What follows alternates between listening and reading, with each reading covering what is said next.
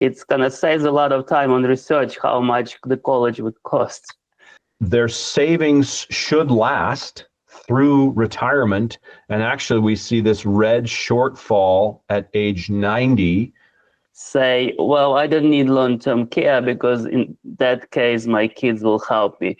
Rent is going to be probably double or more. And this projection actually a good start of conversation, Welcome to Immigrants Financial Freedom. I invited my fellow X1PN advisor and colleague in financial planning to talk about retirement planning today. You've seen a number of educational videos on the channel. Now I tried to make like a case study for you. Imagine hypothetical family, but with real numbers. And that's what we're going to do today. We're going to help them to do retirement planning. But first, my guest, Brad, please introduce yourself. What are you doing now and what is your experience related to personal finance? Sure. Thanks, Leo. Thanks for having me on. So my name is Brett Croft, BRETT CROFT. I am an advice-only hourly financial planner. I am state licensed in New Hampshire, and I have been in the industry for about 14 years.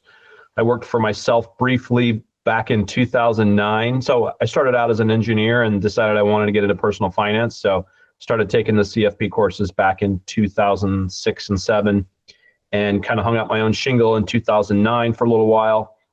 And from there, decided I wasn't quite ready to do it on my own. I joined Fidelity Investments, where I was an advisor, and I worked at Fidelity for 10 years. After that, I worked at a small boutique firm for high net worth folks. And then this year, I decided I wanted to go out on my own and just provide what we call advice only financial planning. So that means I don't manage accounts. I charge by the hour, and really feel like my value to clients is helping them with financial planning, all that kind of stuff, in addition to investments, taxes, and estate, and just making sure they don't run out of money in retirement. That's really my goal, is to help folks, live well in retirement.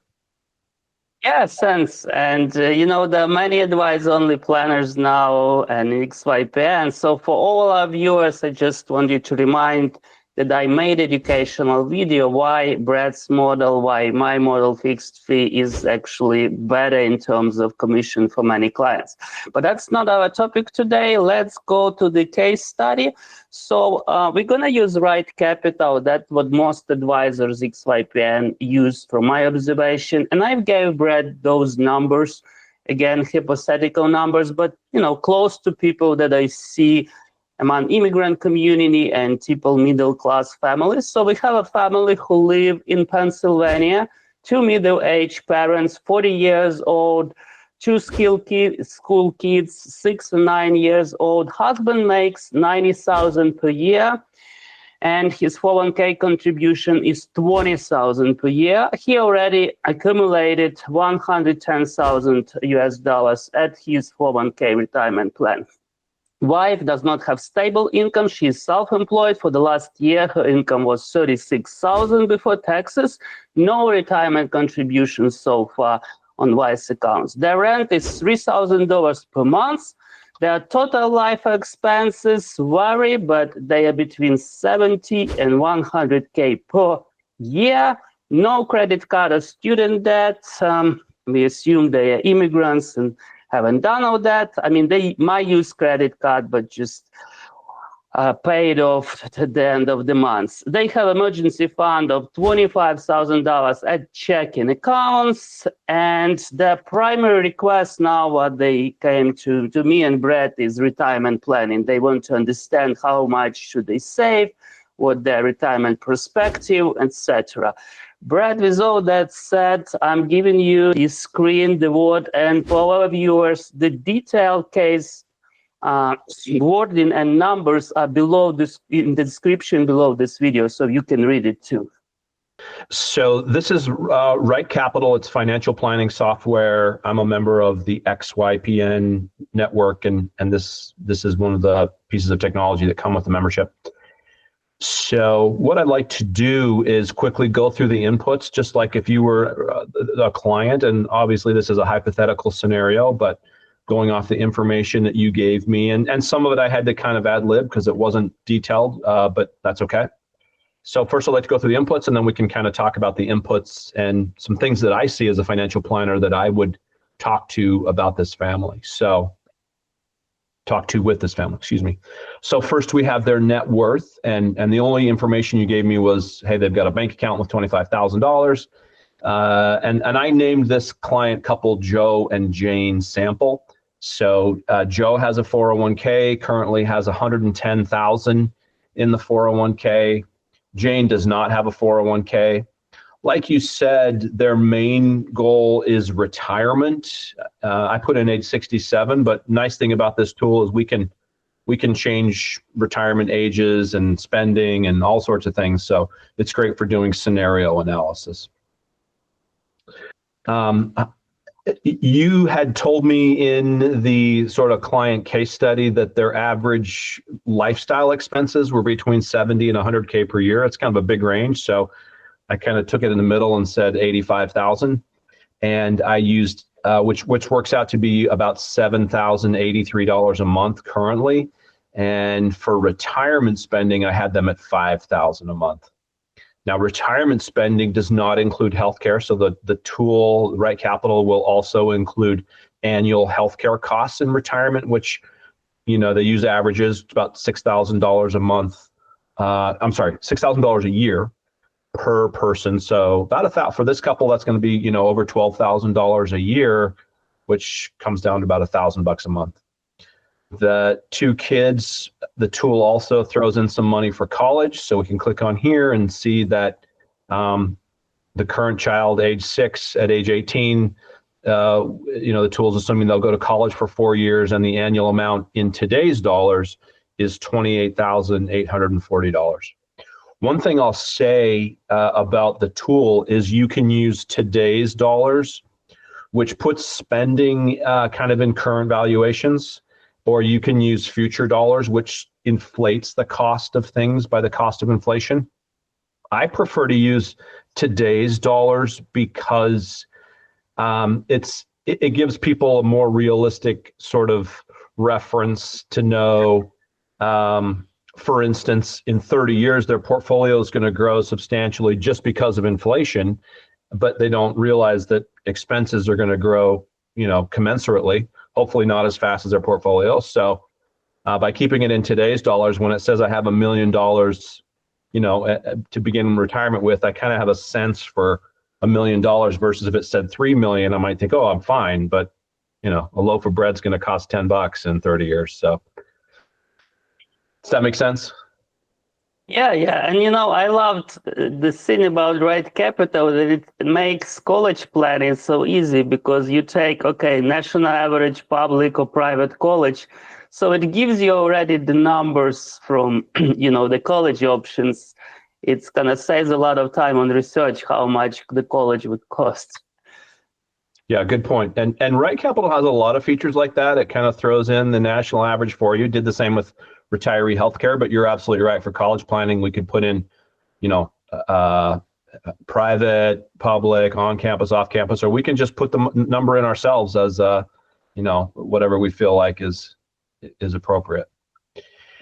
So let me go to income. So here we've got Joe making a gross amount of $90,000 a year, and Jane is self-employed at $36,000 a year. Right Capital will calculate the taxes for self-employment as well as you know, income taxes, federal and state.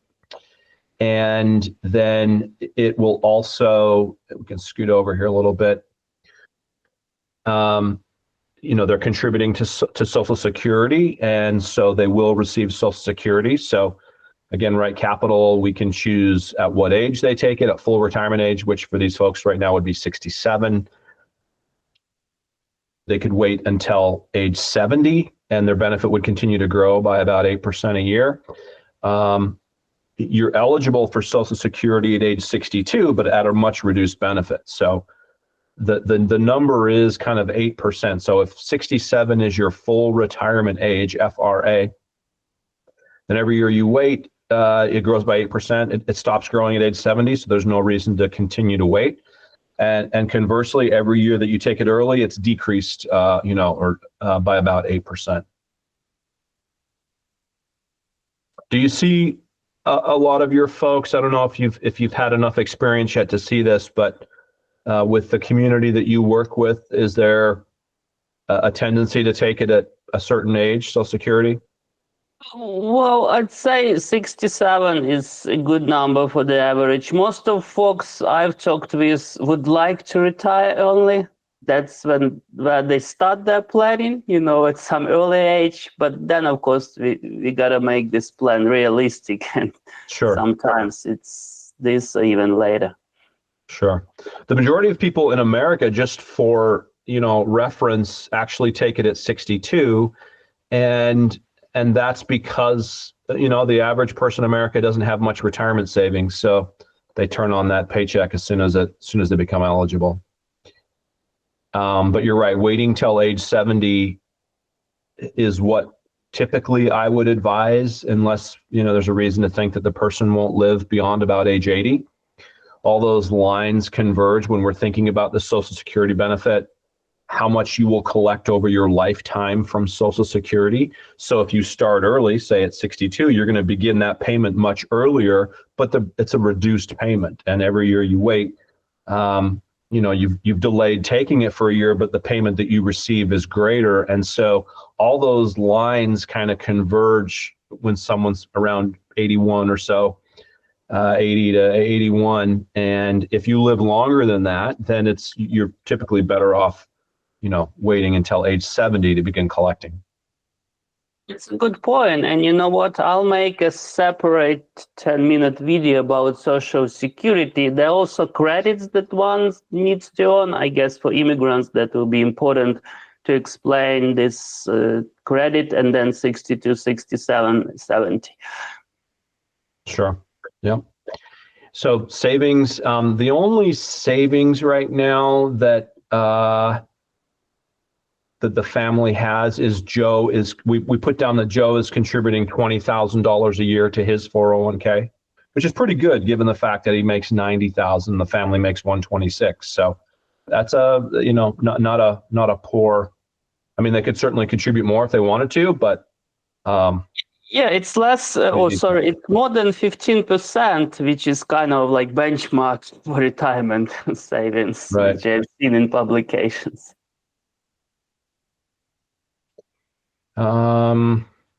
Expenses. This is where, to kind of scroll back here, we talked about this earlier. We're using $85,000 a year, which, if we divide that by 12, we get the $7,083 a month.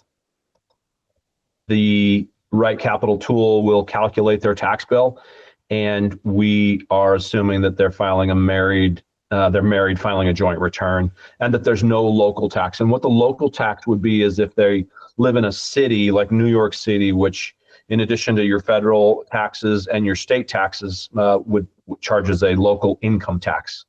And this is income tax, doesn't include sales tax or property tax or things like that.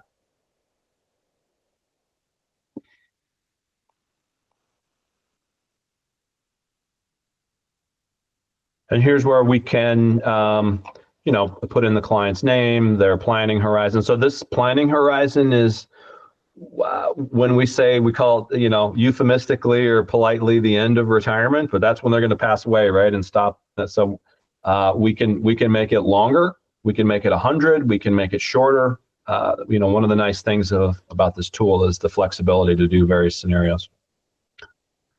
I see you put the age 55. Should we keep it or make them younger? Joe and Jay. Yeah, we can make them whatever. What age? Yeah, I was thinking like 40 years old, so that makes them born in 84, 85? 84, 85, yeah. 85.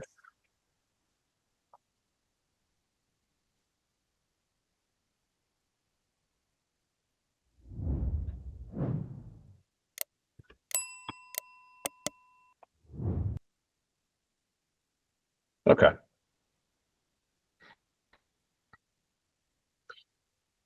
So in the interest of time, I won't, there's a lot of functionality with this tool. You can get into insurance planning, tax planning, but we'll just focus on retirement because that was kind of the main goal. And then I want to just talk kind of broadly about, if this were me, if I were either the advisor or the family, some things I would think about.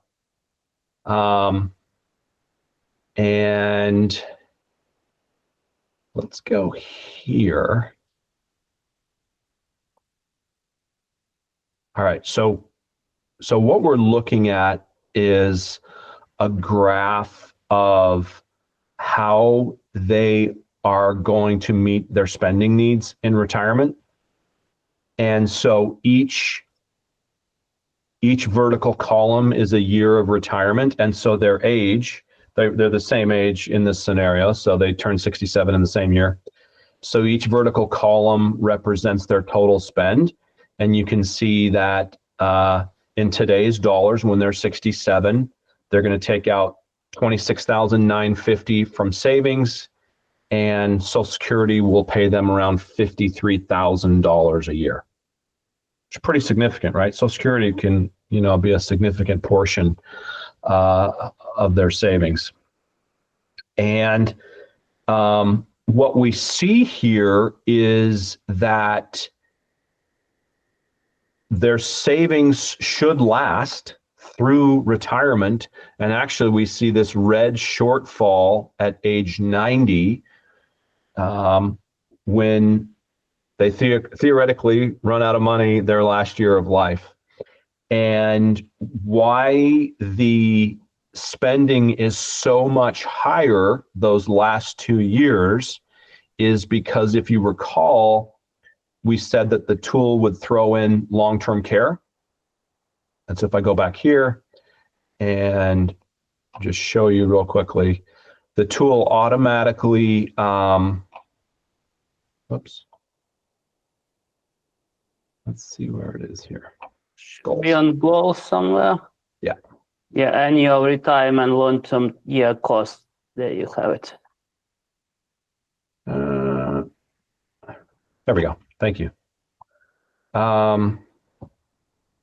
It assumes in the last 2 years of life that they both need long-term care, which is about $69,000 each for 2 years. So, almost an additional $140,000 per total for 2 years. So that's a significant, relative to kind of the size of their estate at that time, that's a significant amount of money. And I would say that when doing retirement planning with folks, potential long-term care costs are that wild card that can crater an otherwise, successful retirement plan for a couple of reasons. A, it's very expensive, and we don't know the timing, if it'll happen and when and what's the amount. So always something to keep top of mind. And I would say also when we're talking to people about long-term care, everybody has a plan for long-term care, whether they know it or not, right? If they have their head in the sand, that means that they're just gonna, cross that bridge when they get there, run out of money, maybe apply for Medicaid if they're eligible, spend down all their assets, whatever. Some folks take a more proactive approach and either set aside funds that they think they might need if they have the resources to do that. And some folks, you go the insurance route with buying long-term care insurance. So I'm not going to. You know what? In the country I come from, there is also big reliance on kids. Like this family have 2 kids, and people would say, "Well, I don't need long-term care because in that case, my kids will help me." It's not that case in the US, as I see. Like the parents don't want to depend on kids, but at least, if we need flexibility in this retirement plan, we could have said that too. Yeah, it's a really good point. And I think it highlights a significant cultural difference between, just speaking generally between the United States and other cultures that I've heard of, where it's just sort of expected that the kids will step up, and the kids expect that. Like, they want to do it. They want, and families tend to live together when they're older. And I think that, there's a lot of value to that, not only in caring for the older generation, but, if there's grandkids involved, and just having more time as a family, and passing down traditions and wisdom and all that. So it is very interesting. I would say it's not uncommon to hear from clients say, I don't want to be a burden to my kids. I don't want my kids to have to, change my diaper or pay my bills or whatever. And so oftentimes it's, that seems like the exact opposite sort of sentiment from what you're saying, from Ukraine. But very interesting. And every family is different. And what I would say, I know we didn't intend this to be long-term care, but I would say it's really important. And having gone through this with multiple families, including my own, you can see some families do it great, and others really struggle with it, and it can lead to a lot of infighting and hard feelings, and people not talking to each other when there's differences of opinion on how to proceed with care for parents at the end of life. So as a parent, what you can do is make your wishes known, have all your estate planning documents in place, and say, this is, if I become incapacitated or whatever, here's what I want to happen with myself, for my care and my assets. Yep, agreed. Yeah. So the tool, I guess I would say, this is not a crystal ball, right? So there's no way for us to tell exactly how much you have or will have, 40 or 50 years from now, especially, right?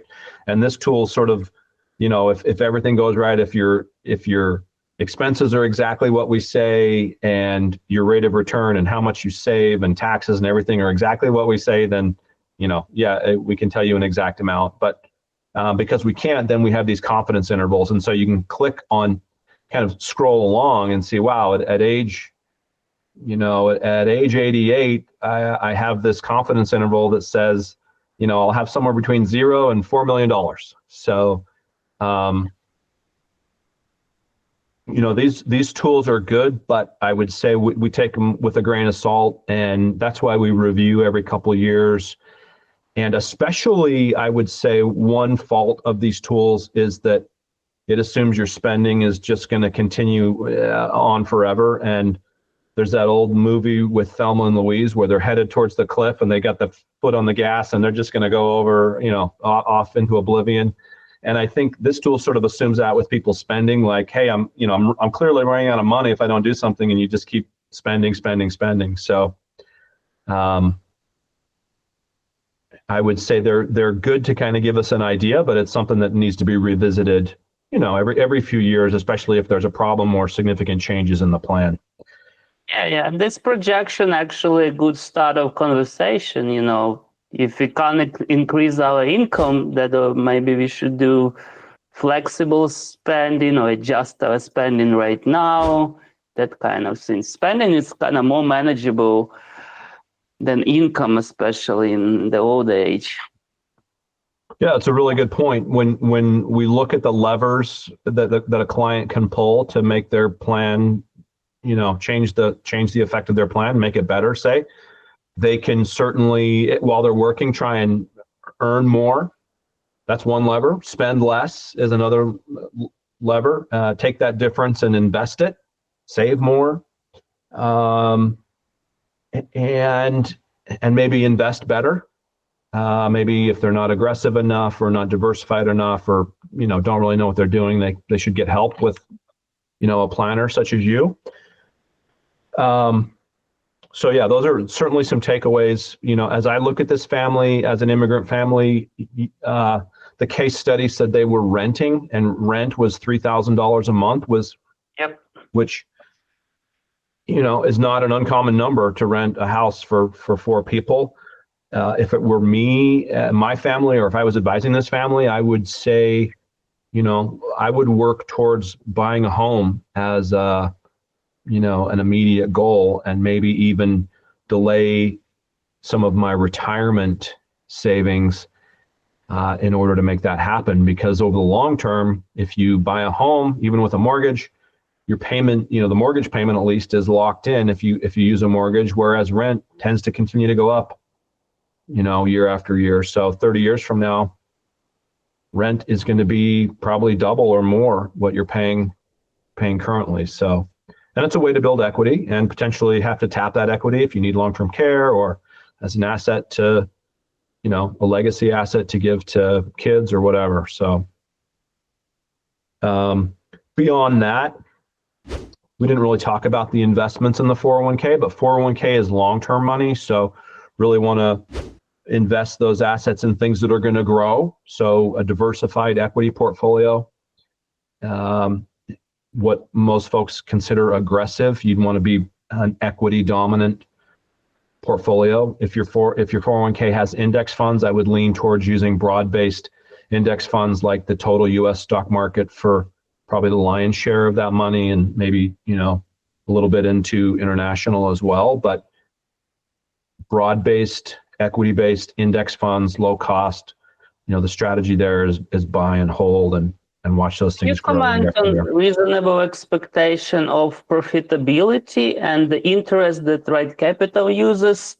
I know they have this is a historical or JP Morgan next 20 years forecast, but it's still it already accounts for investor income. So maybe just explain our audience the reasonable expectation is not a Bitcoin. There is nothing more than 10% annually. Maybe you can show more numbers. Yeah, if we look historically over the last 40 years, the U.S. stock market, if we take an average of just the U.S. stock market during that time period, is probably around 10% a year. Although I don't think there's a single year where it was actually 10%. It's either above 10% or below. Just about 3 out of 4 years, the market is positive. Again, we're talking about the U.S. stock market, and these numbers are from JP Morgan. They can look them up. So the tool uses kind of 10% as a long-term growth rate for the U.S. equity portion, and I think a little less if they're using JP Morgan numbers for international and emerging markets.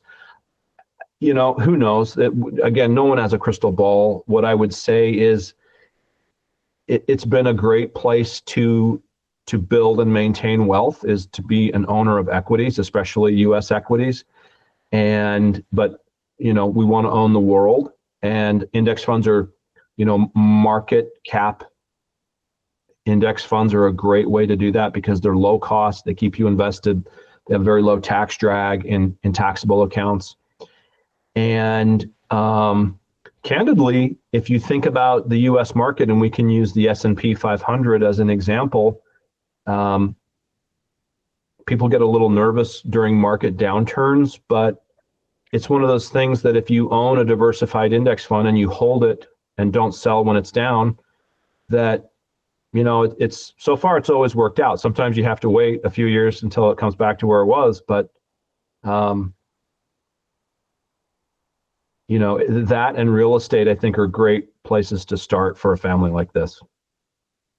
Yeah. And you provided already kind of 2 recommendations tailored to the needs of this family. So you said broad index funds for your 401k planning, and you did mention perhaps a house as, to save on rent and to build the equity in that house.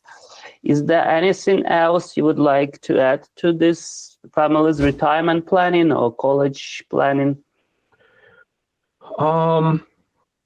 College planning, I would say what worked for my family is my kids had some skin in the game, so we didn't pay 100%. We paid the majority of it, and so that was helpful. A lot of folks, and this doesn't work everywhere, but a lot of folks have had success when they send a kid off to college.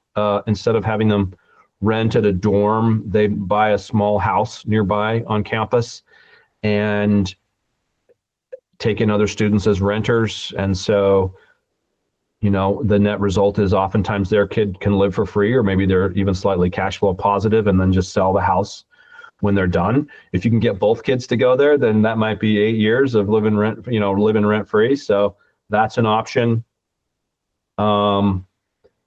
State schools are a great option. Community colleges are a great option, low cost. I think as the cost of college now is it's just out of control, and it's very hard to see a real value in paying $50,000 or $60,000 a year for kind of just a basic degree that doesn't give the kid any real skills that they can go out and get a job, which is ultimately what they're trying to do, right? Is get a job. So community colleges where they can do a couple of years, low cost, state colleges, and then go to work, get a graduate degree online. Many employers will pay now for tuition, so that's an option. But I think if this were me, I think my first focus would be buying a house for my family. And there's a million ways to do that. Like it doesn't have to be the perfect house. Maybe they buy a duplex and live in half, and kind of the same thing, live for free, right? And then I'll tell you one quick story about an immigrant. He was from Portugal, and this was at my a couple jobs ago. He was a client. He came over here in the 70s, I think, maybe a little before that, and didn't speak any English. And he was a janitor, and he saved up enough money to buy a duplex. And so he had someone living in one half. He lived in the other half. And then he kept his job, and he was able to live almost for free. And then he saved up enough money to do that exact same thing again. And so now he kept his original duplex, rented out both sides, bought another one, lived in part. And so he did that a couple times. And he was still working as a janitor in his 80s, and he was a multimillionaire. So, Wow. so there's lots of ways to be successful if you're willing to work hard and keep your spending low, delay gratification. I think that's the key. If we can teach people to delay gratification, right? When you get that extra pay raise, don't spend it. Invest in yourself. That's kind of that discipline of doing that is kind of a measure of how much you care for yourself. Yeah, and for our viewers, I'd like to add that we had video with a mortgage broker on buying first house for immigrants, because there are certain types of visas and U.S. income, etc. So we went over details for that. And we also had a video on buying newly constructed home, and they have a wonderful calculator, the website, which shows what type of home, in terms of what price of home you can afford. So we had that 2 videos. We have now recommendations, Brad, to this hypothetical family. And please let us know in comments if you like this format. We can do more. Right Capital has tons of sections. And I'd be happy to invite Brad or other financial planners. And just to remind you that Brad also is advice only, so you can consult him on hourly basis. Not all advisors do that. He does, and I'm leaving his contacts in the description to this video. Brad, thank you for your time today. You're welcome. This is great. Thank you for your time. And this is, it's great you're able to find a niche like this to help people. Good for you.